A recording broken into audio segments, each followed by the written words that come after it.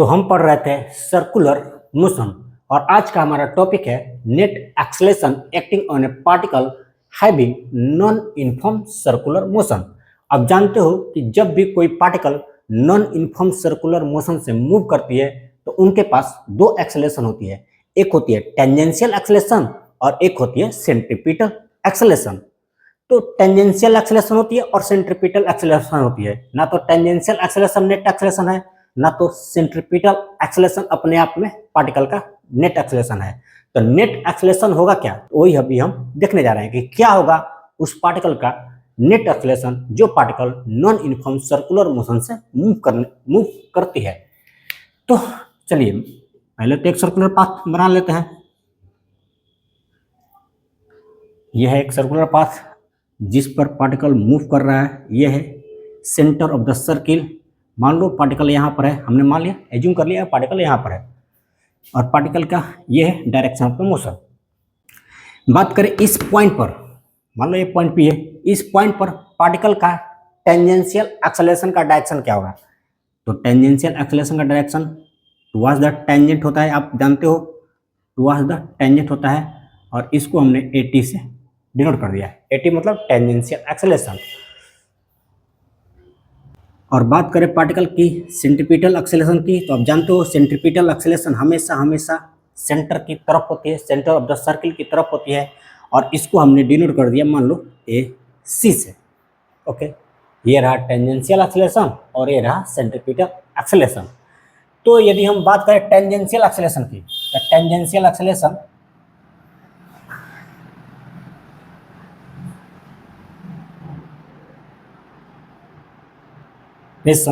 Eighty बराबर होता है, मैंने आपको बताया है टेंजेंशियल एक्सेलरेशन एटी बराबर होता है डी वी अपॉन में डी टी।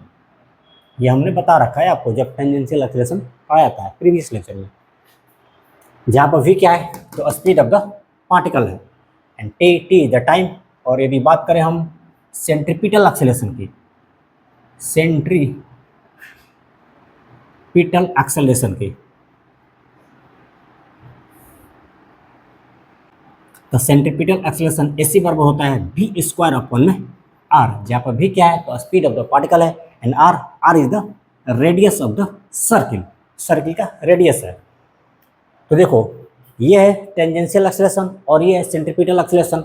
दोनों के बीच का एंगल कितना है तो 90 डिग्री है। दोनों का बीच का एंगल कितना है तो 90 डिग्री है ना। तो इनका नेट एक्सेलरेशन क्या होगा, नेट एक्सेलरेशन AC और AT के बीच ही होगा, कहीं पर भी होगा लेकिन AC और AT के बीच ही होगा। तो मान लेते हैं हमने ये है नेट एक्सेलरेशन, यह है पार्टिकल का नेट एक्सेलरेशन, इनके बीच ही आएगा कहीं पर भी और इसको हमने डिनोट कर दिया ए नेट से।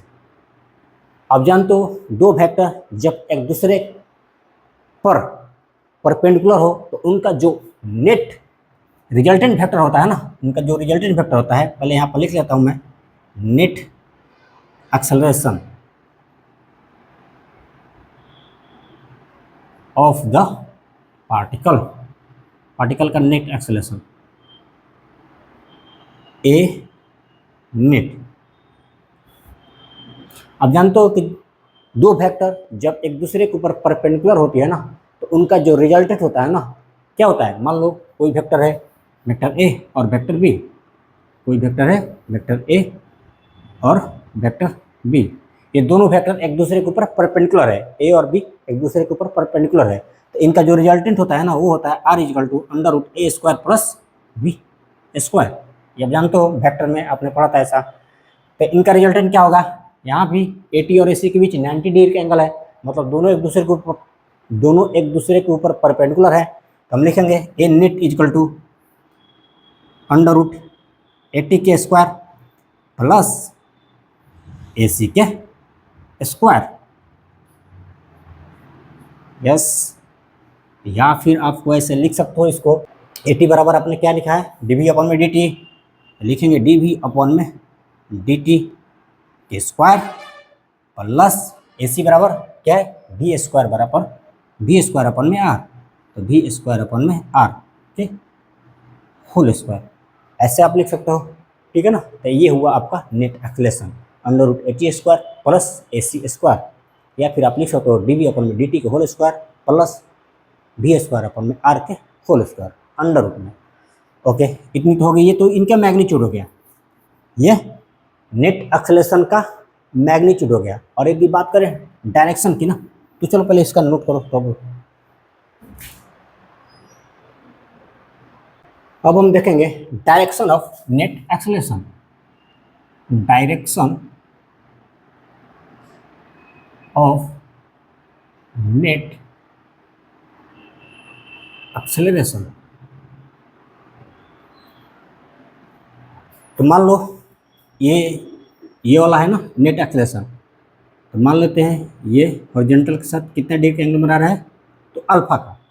ठीक है ना, हमने मान लिया कि ए नेट जो है हॉरिजॉन्टल के साथ अल्फा एंगल बना रहा है, तो हम लिखेंगे tan alpha is equal to, क्या लिखेंगे, tan alpha is equal to perpendicular upon में बेस, परपेंडिकुलर अपॉन में बेस।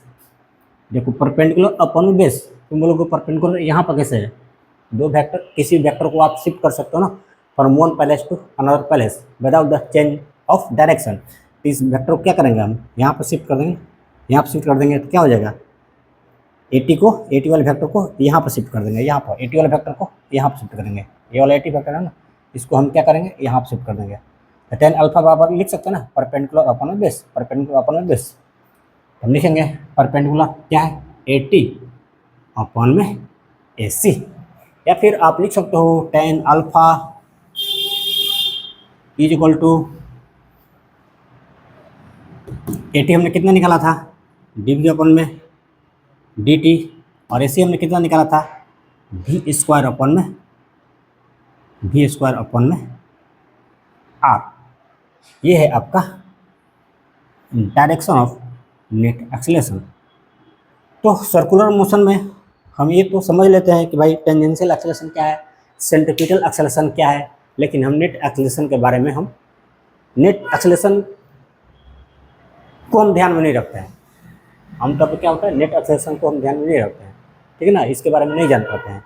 तो इसके बारे में भी जानना आवश्यक है, इसीलिए हमने आपको बताया था जब टेंजेंशियल एक्सेलरेशन वहाँ पढ़ा था ना आपको, तो वहाँ पर हमने बोला था कि टेंजेंशियल एक्सेलरेशन पार्टिकल का नेट एक्सेलरेशन नहीं है, ना तो सेंट्रीपिटल एक्सेलरेशन पार्टिकल का नेट एक्सेलरेशन है। नेट एक्सेलरेशन क्या है, तो जो अभी हमने फाइंड किया। तो ठीक है, आज का लेक्चर यही तक रहेगा, मिलेंगे हम नेक्स्ट लेक्चर में। Wish you all the best.